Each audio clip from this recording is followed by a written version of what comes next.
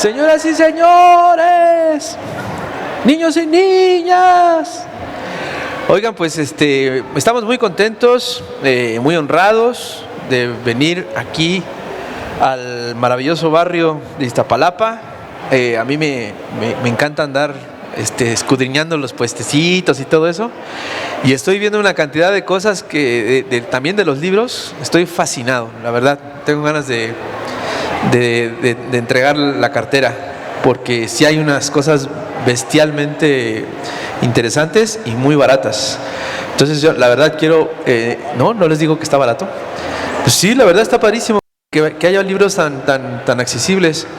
Yo quiero antes que nada agradecerle a Paco, a Paloma, a Claudia, a Marina, por supuesto, que también de hecho creí que iba a estar aquí, por la invitación que nos hicieron para venir con ustedes y pues platicar un poquito, recordando a nuestro queridísimo Toño. Y yo la verdad nada más quiero hacerles llegar la palabra de mi querido Rafa, porque yo ya entré en este momento en pánico escénico. Así que Rafa, adelante, caminante. Ay, ¿qué hablo? Pues es que, ¿qué les digo? Es que esto me pasa, tengo un problema de ansiedad que luego me arranco y luego me da el ataque. Pero bueno, ya me aventaron al ruedo. Pues ¿qué les digo? Lo extrañamos un chingo. Creo que esto va a ser para toda la vida. ¿Qué les puedo decir? Se le extraña un montón al Toño en el set, ¿no? De los detrás de cámaras, en el camerino, en la hora de que nos están maquillando, cuando nos disfrazábamos para hacer sketches. Se le extraña echando la cervecita, se le extraña hablando por teléfono, horas. A mí me gustaba hablar por teléfono con él e irnos a comer, ¿no? Creo que también, Rafa, tú también te la pasabas hablando horas por teléfono con Toño. Pepe chateando todo el santo día desde que está chateando con Toño. Ahí me le saludas, ¿no? Dile que cabrón, ¿por qué no vino?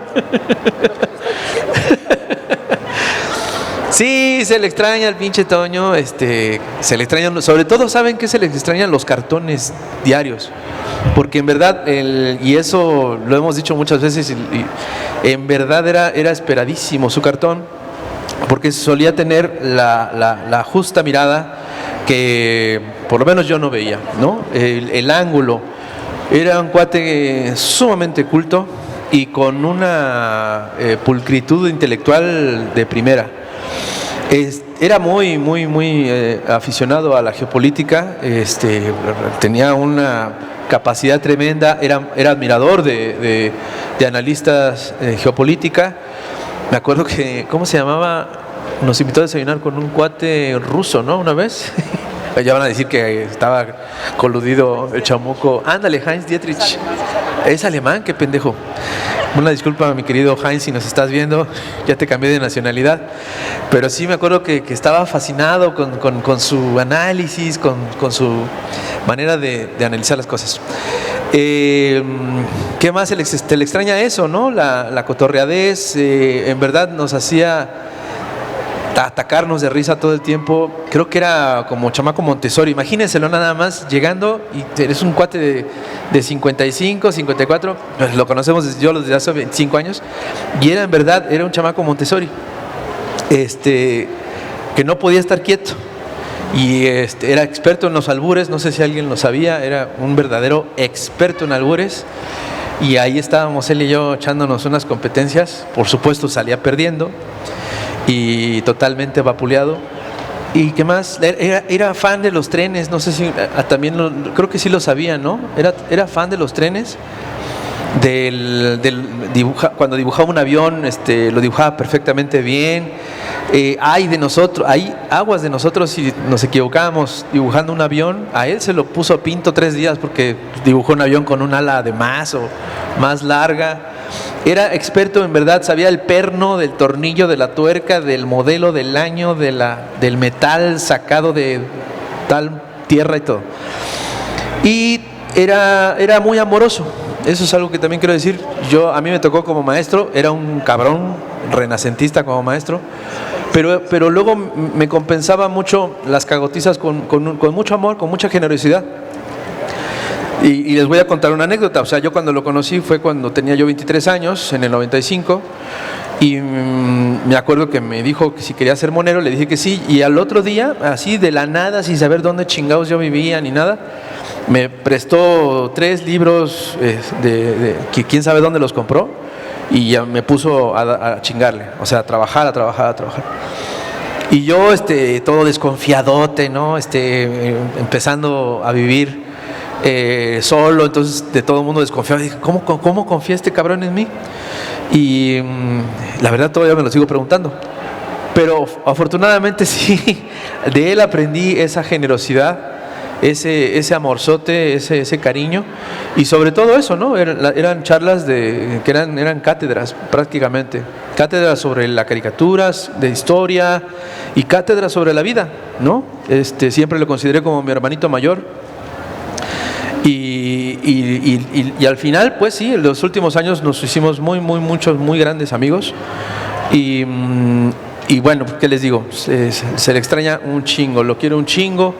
Yo quiero refrendar, y ahorita también lo vamos a repetir todos. O sea, yo creo que un gran homenaje que podemos hacerle a Toño es seguir compartiendo sus cartones, ¿no? En todos lados, porque siguen siendo muy vigentes, muchos de ellos. Por cierto, fue merecedor del Premio Nacional de Periodismo del año pasado, cosa que me parece uno de los más bonitos homenajes que se le puede hacer, porque en verdad era un periodista de primer nivel. A mí me da mucho orgullo caminar entre estos gigantes en los últimos 25 años, y mi gigante favorito sí era Toño, y pues se nos adelantó. Así que bueno, pues yo nada más quiero agradecer su cariño, sus enseñanzas, su amistad, sus risas, ¿no? Era en verdad uno de las mejores personas que he conocido en mi vida. Y bueno, pues nada más le quiero mandar un abrazo, si me acompañan, a mi querido Toño, porque acaba de ser su cumpleaños hace poquito. Así que muchas felicidades, cabrón.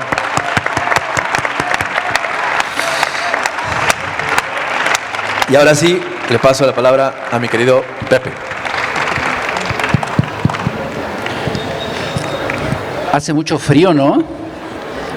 Yo venía todo acalorado y con todo el sol encima, y aquí ya me dio mucho frío. Yo creo que es la edad, básicamente. Y hablando de edad, efectivamente, como dice Rapé, el pasado lunes fue cumpleaños de Antonio Helguera,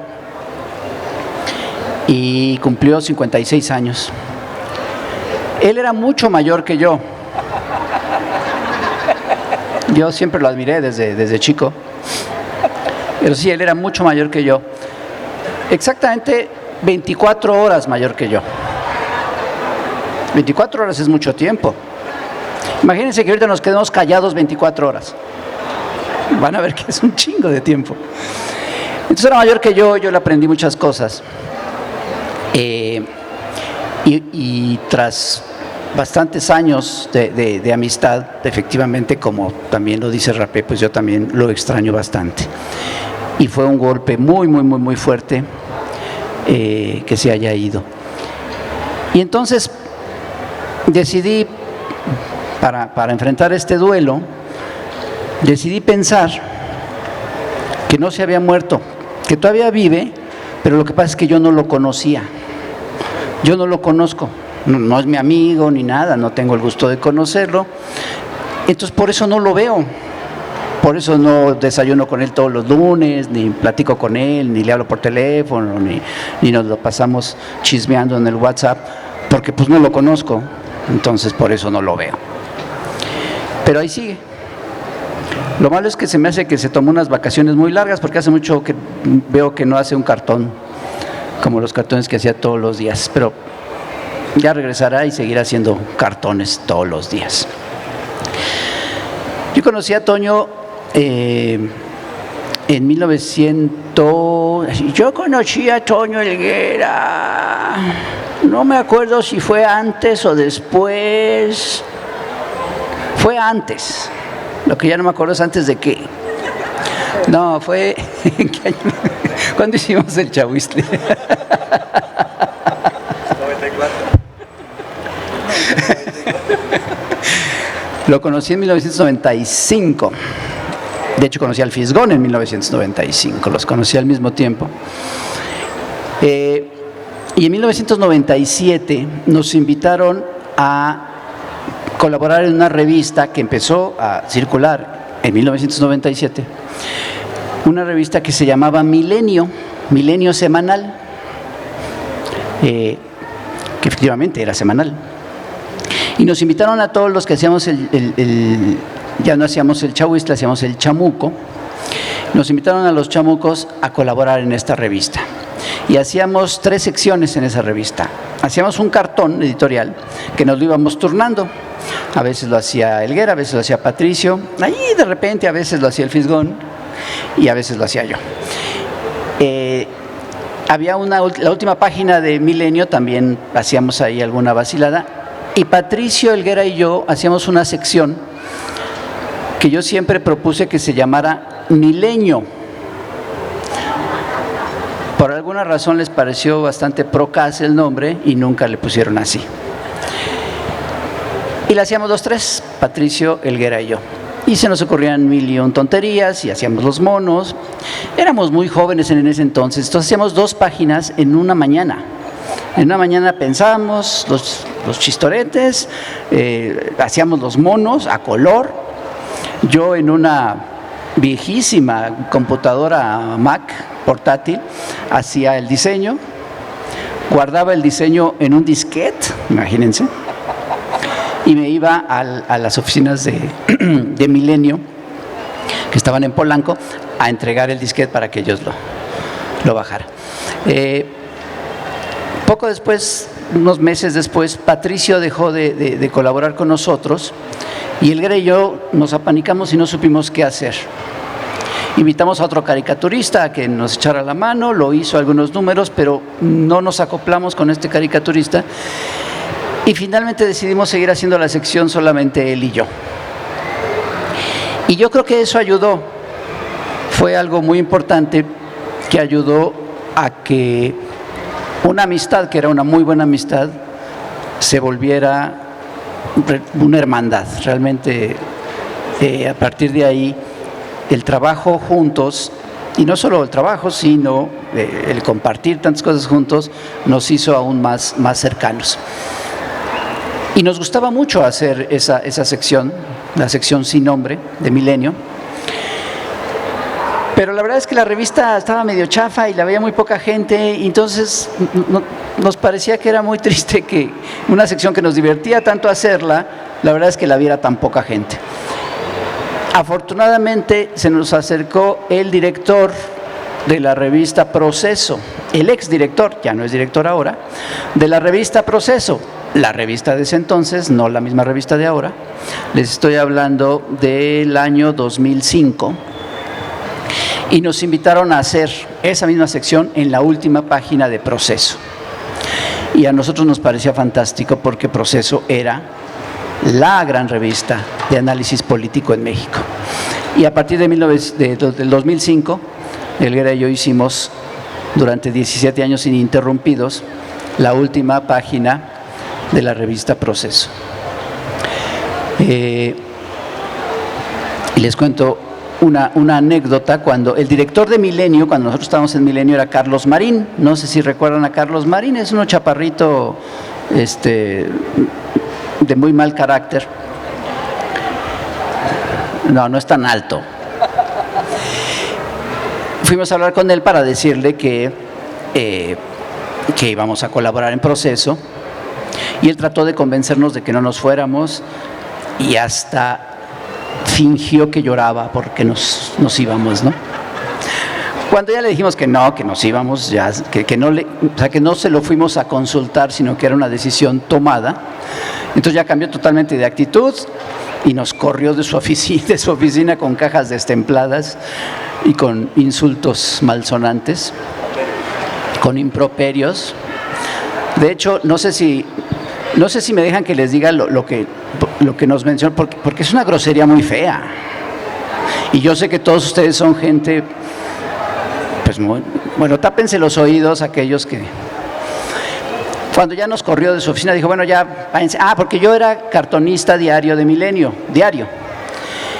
Y obviamente él me dijo, si ustedes van a proceso, tú no puedes seguir como cartonista diario de Milenio. Y cuando ya nos corrió, me dijo a mí, es más, yo ya tengo con qué voy a poner en el lugar de tu cartón el día de mañana, en la edición de mañana. Voy a publicar en ese espacio mi verga parada. Así lo dijo. Así lo dijo. Claro, el espacio de mi cartón era pequeño, ¿eh? No crean que... Tal cual. Finísima persona. Tony incluía lupa. Y bueno, a partir de octubre, de hecho del 2 de octubre de ese año 2005, comenzó la sección Mono Sapiens en proceso, que les digo, hicimos durante 17 años ininterrumpidos, hasta la semana la última semana de junio de este año, que todavía alcanzamos a hacer esa última sección, mi hermano Antonio Helguera y yo. Yo agradezco, como dice Violeta Parra, gracias a la vida, yo agradezco mucho a la vida que me haya dado la oportunidad de haber conocido a una persona tan extraordinaria como fue Antonio Helguera. Muchas gracias.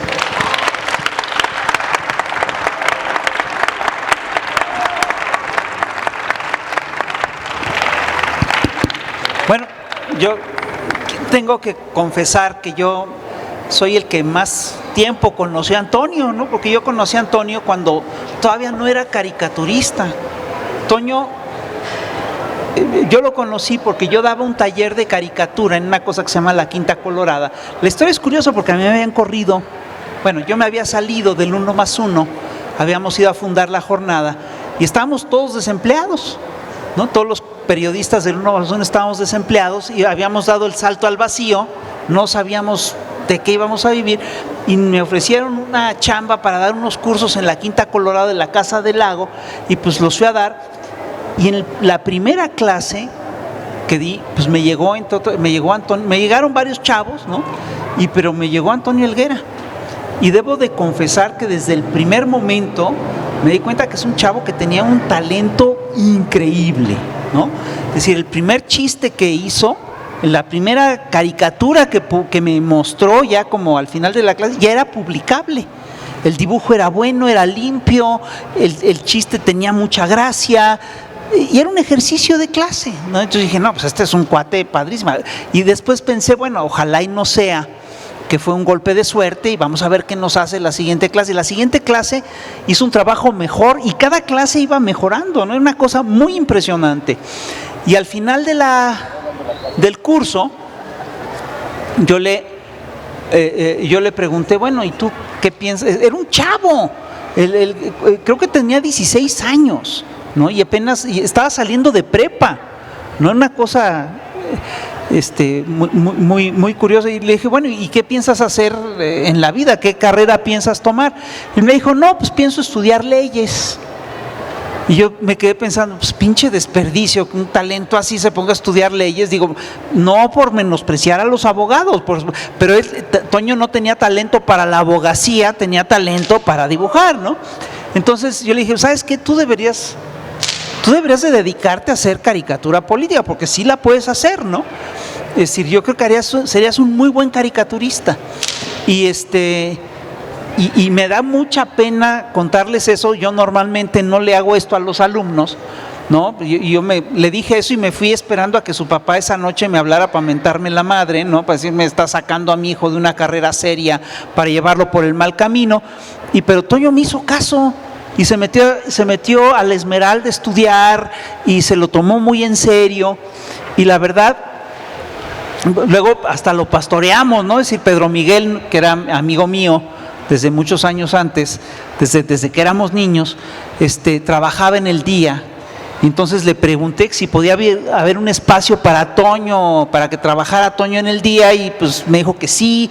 Le abrieron el espacio, empezó a publicar, y cuando salió la jornada, pues lo invitamos a publicar en el periódico. Y no es por nada, pero creo que es la mejor inversión que hizo la jornada, ¿no? Yo creo que terminó siendo un dibujante verdaderamente extraordinario.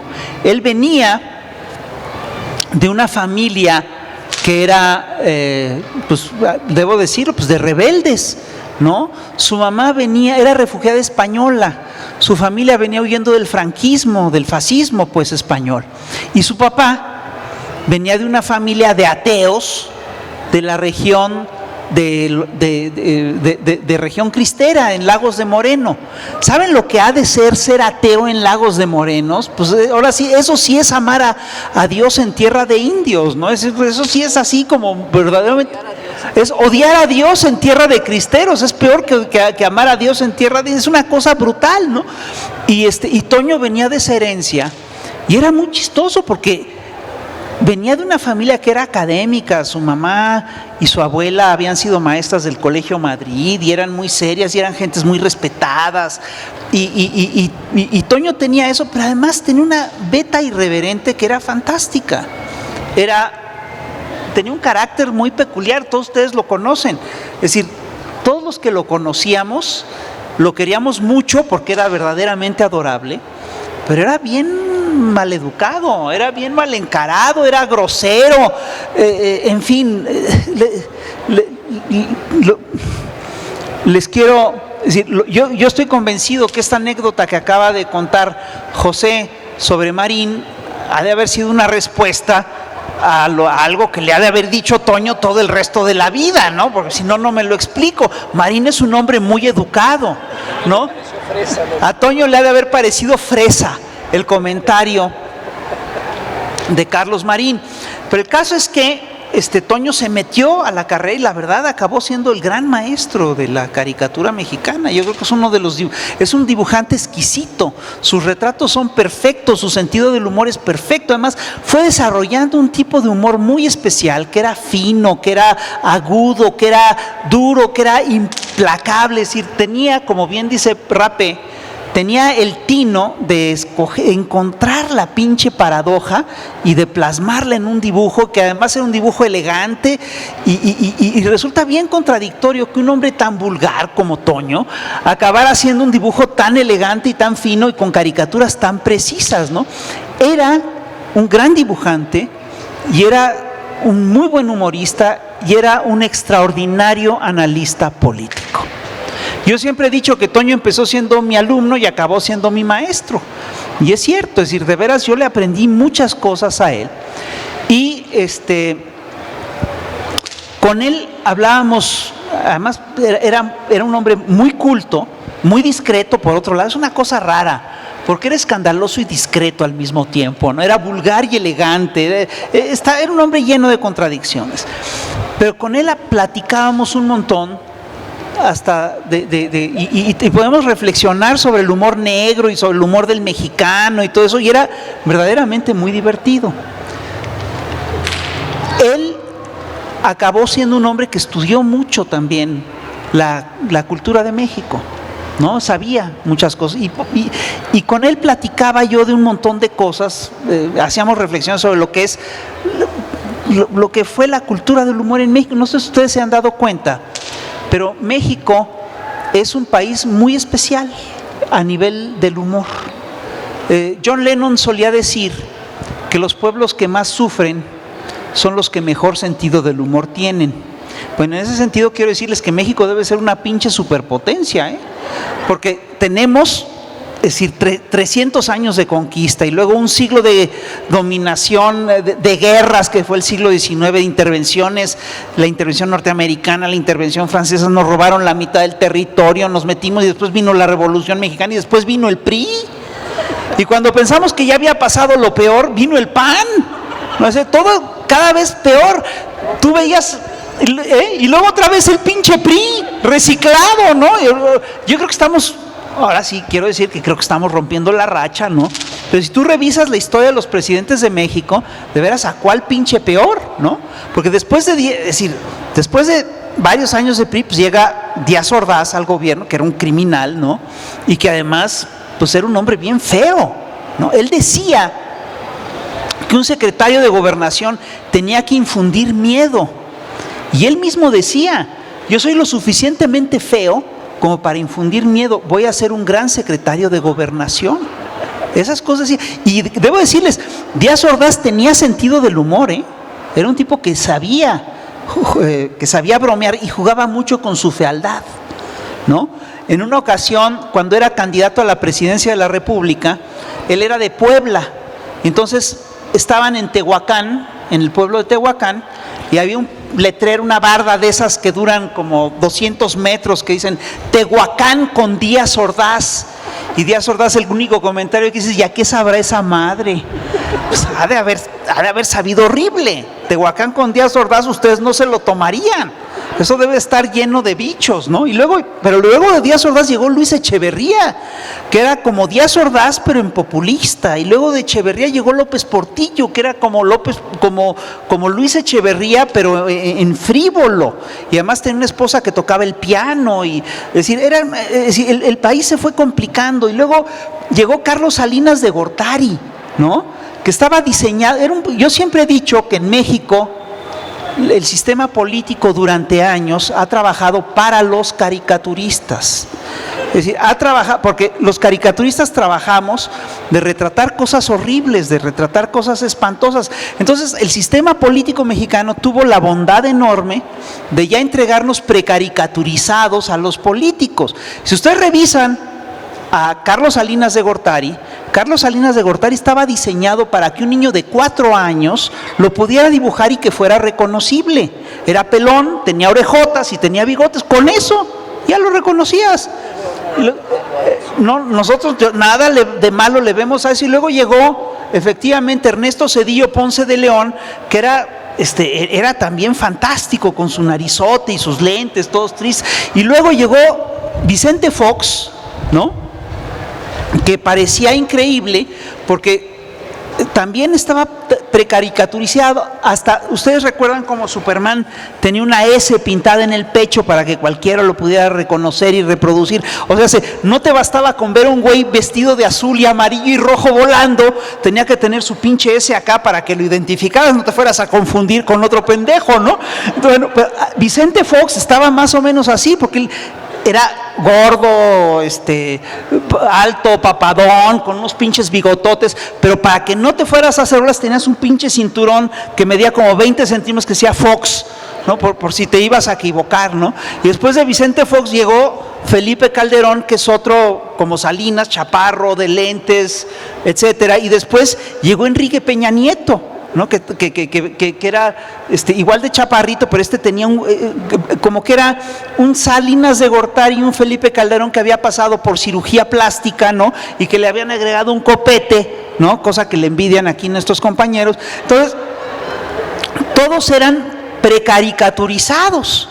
Entonces te digo, en México la cultura del humor es una cultura muy fuerte. Y una de las vetas que siempre cultivamos en México en materia del humor es, primero, la cultura del relajo, que esa cultura Toño la practicaba muy bien, y tan se practica en México la cultura del relajo que tenemos 2 lenguajes del relajo. El primero es el lenguaje del albur, que es un lenguaje que consiste, es decir, la gente puede hablar, los mexicanos, sobre todo los capitalinos, sabemos que los mexicanos podemos hablar en lenguaje alburero durante horas, ¿no? Sin perder la compostura, y en fin, pero es un lenguaje del relajo, estamos echando relajo con el lenguaje. Y el otro lenguaje del relajo es el lenguaje de las cantinfladas, ¿no? Que además tiene muchas modalidades. Por supuesto, el que lo pone de moda es Mario Moreno Cantinflas, ¿no? Que tenía, que podía hablar durante largo rato sin decir nada, abusando del lenguaje, ¿no? Y el mecanismo de la cantinflada es muy claro, y es el siguiente, es decir, es usar el lenguaje de manera, el lenguaje generalmente transmite ideas. Lo que hacía Mario Moreno Cantinflas es abusar del lenguaje para que el lenguaje no transmitiera ideas, sino que simplemente se fuera obstaculizando constantemente. Ese es el mensaje, es el lenguaje de Mario Moreno Cantinflas. Y es un lenguaje que se ha desarrollado a muchos niveles. Por ejemplo, Jesús tenía, bueno, los Polivoces tenían una canción que era muy bonita, que decía: yo quiero preguntarte una pregunta y quiero me contestes con una contestación. Si me respondes, tú me darás la respuesta, y si me entiendes, quedaremos entendidos. Y Jesús usó también esto en varios sketches, ¿no? Con un cuate que decía, no sé si lo recuerdan, es un sketch muy largo en el que decía, ¿qué me dice? No, le dije, y entonces me dijo, ¿qué me dijo? Entonces yo le dije, a ver, le dije, me dice, pues, ¿qué me quieres decir? Pues no sé, le dije, y así se podía hablar horas Jesús. Es un lenguaje cantinflesco. Ayer en la Cámara de Diputados escuché a alguien... Ahí va yo. No sé si ustedes se están dando cuenta que Cantinflas tiene hoy en día una nueva heredera que se llama Margarita, ¿no? Y que hace un extraordinario trabajo en la Cámara de Diputados. Margarinflas, dicen. Margarinflas. Es decir, no la tomen, no es que esté haciendo malos discursos, se está volviendo popular para que la gente le agarre cariño y que acabe votando por ella en algún momento. No se dejen engañar, no voten por esa gente, es una copiona. Bueno, otra beta importante, y además con Toño hablábamos de todo esto, otra beta importante del humor mexicano es, por supuesto, el humor negro. México es el país del humor negro. México, André Breton lo estipuló, lo definió como el gran país del humor negro. Y efectivamente tenemos una vieja tradición de humor negro aquí en nuestra nación. Y el humor negro es el que se ejercita en los momentos difíciles, en los momentos dolorosos, ¿no? Hay un viejo ejemplo de esto con el Negrito Poeta, que es uno de los versificadores coloniales, un versificador popular colonial, que inventaba versos al aire libre en vivo, ¿no? como un trovador jarocho, y que podía, de eso vivía, de contarle versos a la gente. Y cuentan que cuando el Negrito Poeta se estaba muriendo, fue a verlo un cura agustino. Ustedes ubican cómo son los curas agustinos, tienen una túnica negra, una pechera blanca y están tonsurados, de manera que parecen un poco buitres, ¿no? Y entonces cuando muere el Negrito Poeta, el Negrito se acostumbraba a pagarle al cura que te daba la extremunción, se acostumbraba a pagarle un dinero, y el Negrito Poeta pues no le pagó nada, pero le recitó un verso que decía: ya la muerte viene al trote cabalgando por mi huerto, yo ya soy caballo muerto y tú eres mi sopilote. Pero fíjate que es humor negro, ¿no? Bueno, hay una beta del humor negro que es el humor de las lápidas.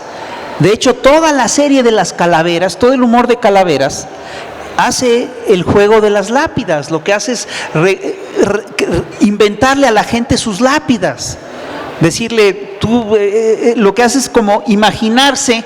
De hecho, la tradición de Calaveras viene de un texto de Vicente Riva Palacio, que se imagina que despierta dentro de 25 años y va a visitar al panteón y lee las lápidas de todos sus contemporáneos. Esa es la tradición de Calaveras.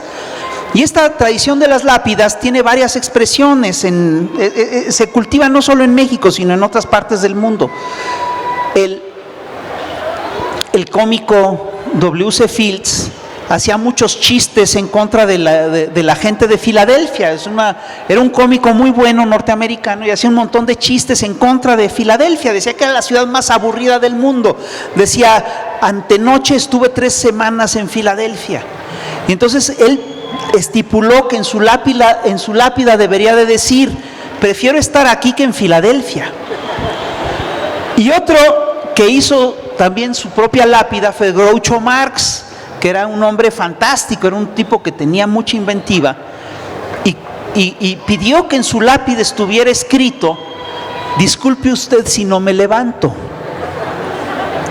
Y el propio Cantinflas, hablando de Margarinflas, había estipulado su lápida y había dicho, no se le cumplió, por cierto, su lápida no dice esto, pero él había dicho en una entrevista que él quería que su lápida dijera: dicen que ya me fui, pero no, ya ven, aquí estoy. Es una muy buena lápida. Yo estoy convencido de que la lápida de Toño está dirigida a todos nosotros y básicamente dice: ¿qué esperan, cabrones? Y bueno, es todo lo que les quiero decir. Muchas gracias.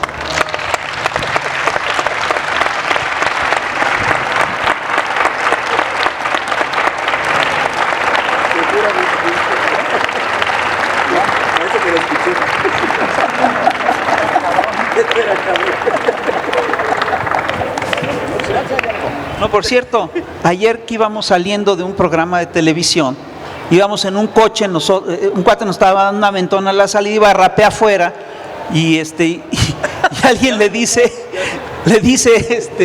Berenice le dice al cuate que manejaba, le dice: oye, no lo vayas a atropellar. Y Pepe dijo: no, ya perdimos uno. Así, a Toño le hubiera gustado ese chiste. Sin duda se hubiera atacado de risa.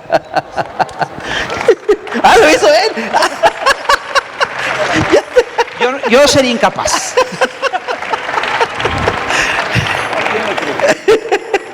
A ninguno. Bueno, pues muchas gracias. Muchas gracias. No sé si quieren hacer. Nos pidieron que les dijéramos que iban a regalarles un libro el libro de Toño. Pero ya vimos que ya se los regalaron. Ya se los dieron, ¿verdad? Es de la colección de los últimos 10 años de cartones una selección de los mejorcitos cartones de la jornada, y que esperamos que lo disfruten mucho y que sea parte de su mejor librero. Pero no sé si quieran que respondamos algunas preguntas, ¿sí?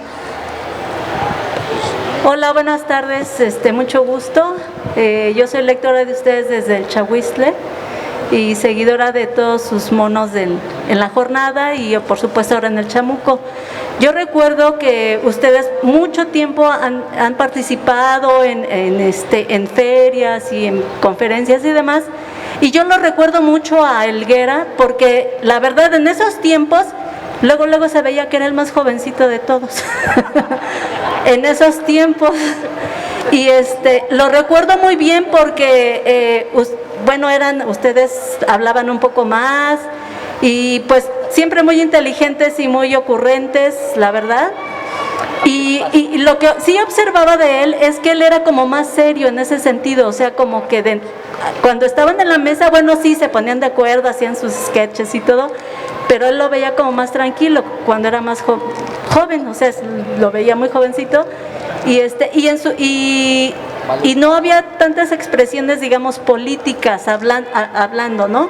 Pero ya en sus últimos días, creo que él definió muy bien, ¿no? Al decir que él no podía atacar a un presidente cuando él, así como muchos de nosotros, queríamos un presidente como el que tenemos ahora, ¿no? Entonces, realmente todos ustedes, aparte de su técnica, de verdad son muy inteligentes, muy capaces y son hombres muy comprometidos con nuestro país y con todos los mexicanos, y muchas gracias por eso.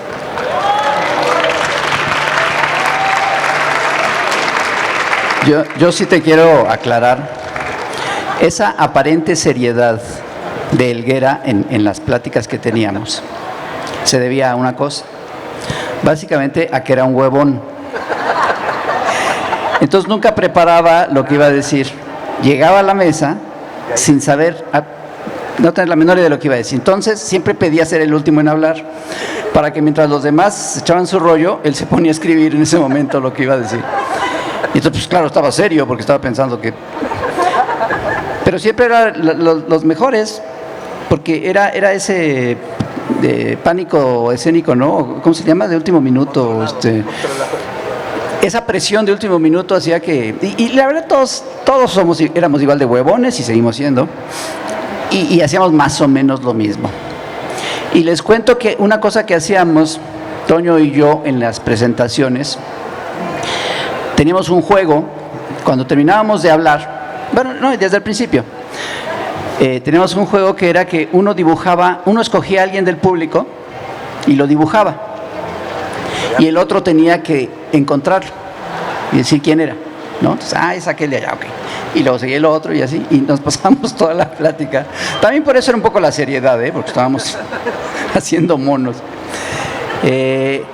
Y eso que dices de que era el más chico, no, ya aclaré yo hace un momento que él era mucho más grande que yo, entonces...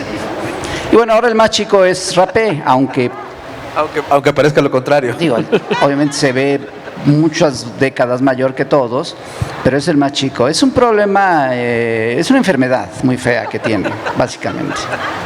Pero sí lo queremos. Yo quiero contar una anécdota que no tiene nada que ver con Toño, pero que me pasó en el temblor en el 2017, algo así, creo que fue. Uno que hubo a la 1 de la mañana y bajamos así todos el edificio, ya saben, ¿no? Y todos en bata, algunos en pijama, y de repente una señora grande de verdad, y agarra y se voltea, se voltea a verme con su cuellito así y me dice, ¿verdad que estuvo más fuerte que el del 57? Y yo, pinche viejita. Y entonces ahí quedó confirmado de que sí me veo ruco. Y no pedazos. No, una vez fue un invitado a Chamuco TV, el Guaymas, que por cierto murió hace unos meses, poco después de Toño. El Guaymas, un guerrillero que estuvo preso, sí, histórico, que estuvo preso en Guadalajara, en Oblatos, y que se hizo un documental sobre la fuga de Oblatos, y estuvo el Guaymas en Chamuco TV, y antes de empezar a grabar el programa nos estaba platicando cosas, y nos empezó a platicar cosas que pasaron en los 50, 60, y nos dice a Helguera y a mí, ustedes pues no están muy jóvenes, no se acuerdan, pero él sí se ha de acordar.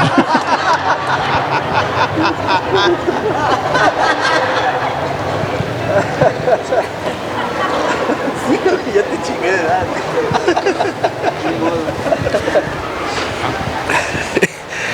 Buenas tardes. En Chamuco TV había un apartado que hacía Helguera que se llamaba Encabezados de Cabeza. Yo quisiera preguntarles si nos comparten cómo es que era todo ese proceso, cómo lo hacía, porque se veía muy así real, ¿no? ¿A quién se le ocurrió, cómo se le ocurrió y cómo lo hacían, si es posible? Gracias.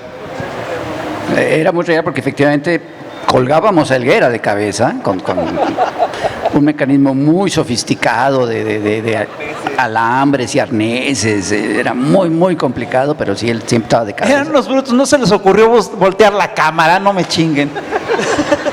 Después de hacer 20 encabezados de cabeza dijimos, ¿y por qué no lo grabamos bien y luego lo volteamos en un efecto después, ¿no? Pero pues ya la verdad ya no me acuerdo cómo nació los encabezados de cabeza. Creo que fue una vez, si algún político o alguien dijo que el país estaba de cabeza o algo así, entonces nos ocurrió hacer un noticiero con puras noticias al revés, ¿no? Entonces eran encabezados de cabeza.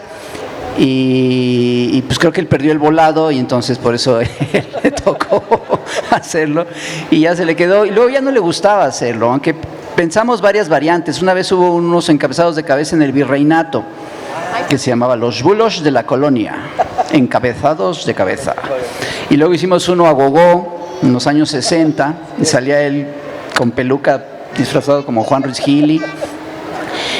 Y se nos ocurrieron varios que ya no hicimos. Uno era en la prehistoria, encabezados de cabeza en la prehistoria, entonces él iba a salir así como cavernícola y iba a hablar de las casas de Bartlett. Pero bueno, eso ya no lo hicimos. Y ya al final se nos ocurrió hacer uno de que él salía de adivino y el de la voz salía de bola de cristal. Y ese le gustó mucho y ya nomás quería hacer fuerzas ese, ya no quería hacer los encabezados de cabeza. Y fíjense qué necio es Toño. Dijo, ya no quiero hacer los encabezados de cabeza, y ya no los hace. Sí, pues sí. De hecho, sí, su última participación fue haciendo los encabezados de cabeza, exactamente. ¿No? Sí. Fue lo de la... los que Sí, fue Los Encabezados de Cabeza. De hecho, fue la última vez que lo vimos, sí. Sí. Pues sí, eso fue. Mucho hilo Tamsa, un equipazo de producción ahí del Canal 22, desde TV UNAM, ¿no? Que se empezó. Y sí, fueron unas chingas las que se llevaban.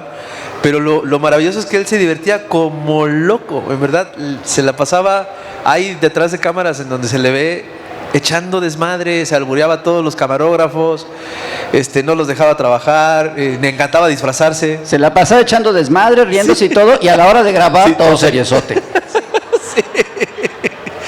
Exactamente, así es. ¿Alguien más, perdón? Hola, ¿qué tal? Primeramente, Fisgón, felicidades por tu conferencia magistral de hoy en la mañana en el Instituto de Formación. Ahí estuvimos, sí, ¿así? Ok, perdón. Hernández, pues la verdad me encanta cómo dibujas. No sé si valga la pena la apología, pero no sé, cuando dibujas, a mí me parece estar viendo a Stan Lee, no sé si lo ubicas. Es buenísimo. Bueno, a mí me encanta. Y Rapé, pues la verdad, también muchas felicidades. Digo, estar en ese medio un poquito complicado como es Milenio y que te haga siempre hacer de la voz, la verdad es que sí dejas patente ahí mucho tu comentario. Muchísimas gracias por acompañarnos aquí a Iztapalapa. Felicidades. Mi pregunta es la siguiente. Obviamente se acuerdan de la reunión con el presidente, el famoso desayuno en el cual fueron criticados por varios bots de la derecha. Algo que ustedes recuerden de Helguera que haya comentado ahí con el presidente. Algo significativo. Bueno, no fue desayuno, fue comida. Comida. Acuérdense que fue la famosa paella, Exacto. que les hizo mucho daño a mucha gente de la derecha, esa paella. Una cosa que pasó ese día fue que López Obrador nos dio un tour por Palacio, nos enseñó muchos lugares, muchos espacios, muchas cosas. Y después nos enseñó un modelo del Tren Maya. Y a Helguera le gustó mucho el modelo del Tren Maya, porque a Helguera, como bien dijo Rapé al principio, le gustaban mucho los trenes y le encantó un modelo a escala pequeño del tren Maya. Una maqueta. Y le dijo, llévatela, se la regaló. López Obrador se la regaló a Helguera. Entonces yo le dije al PG, oye, a mí me gustó mucho un cuadro que vi aquí atrás. Y me dijo, a ver, espérame tantito. Y se metió a un cuartito ahí y sacó un ganso que decía, me canso ganso. Me lo dio y me dijo, toma, para que no estés chingando. Bueno, luego Pedro Miguel subió una foto donde estamos Toño y yo, y Toño con su tren y yo con mi ganso. Y dijo Pedro Miguel que el presidente había nombrado a Helguera el nuevo director del proyecto del Tren Maya. Bueno, pues este amigo alemán, Heinz Detterich, que dijo Rapé, lo creyó y le llamó a Helguera para felicitarlo por su nombramiento. Entonces, bueno, ese es un par de estampas de ese día. Desde ese día dudamos de la calidad del analista, porque pues no me chingues, ¿cómo? Si así entendió el mensaje, pues ¿cómo entiende la realidad, no? Bueno, pues muchísimas gracias por estar aquí. Un gusto enorme estar con ustedes. Un honor estar aquí con ustedes y esperemos vernos muchas veces más. Gracias. Muchas gracias al Fisgón, Rapé y Hernández por su participación en este homenaje. Va una foto.